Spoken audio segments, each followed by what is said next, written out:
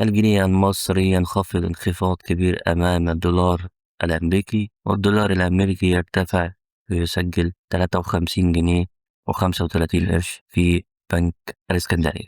أهلا بكم في قناتكم المتخصصة بنتكلم فيها عن أسعار الدولار في مصر. شهد سعر الدولار النهاردة ارتفاع ملحوظ قدام الجنيه المصري، وده في أغلب البنوك العاملة بالسوق المصري، حيث زاد الدولار بحوالي من 40 ل50 قرش مرة واحدة. يلا بينا نتكلم عن أسعار الدولار النهاردة. في البنك المركزي المصري سجل الدولار 52 جنيه و75 قرش للشراء، 52 جنيه و89 قرش للبيع. أما في البنك التجاري الدولي فسجل الدولار 53 جنيه و25 قرش للشراء، 53 جنيه و35 قرش للبيع. في البنك الأهلي المصري سجل الدولار 53 جنيه و23 قرش للشراء، 53 جنيه و33 قرش للبيع. أما في بنك مصر فسجل الدولار 53 جنيه و22 قرش للشراء، 53 جنيه و32 قرش للبيع. في بنك الإسكندرية سجل الدولار 53 جنيه و25 قرش للشراء، 53 جنيه و35 قرش للبيع. أتمنى ربكم في الطرق، ما تنسوش تعملوا لايك وتشتركوا في القناة عشان يوصلكم كل جديد. أشوفكم في أمان الله، والسلام عليكم ورحمة الله وبركاته.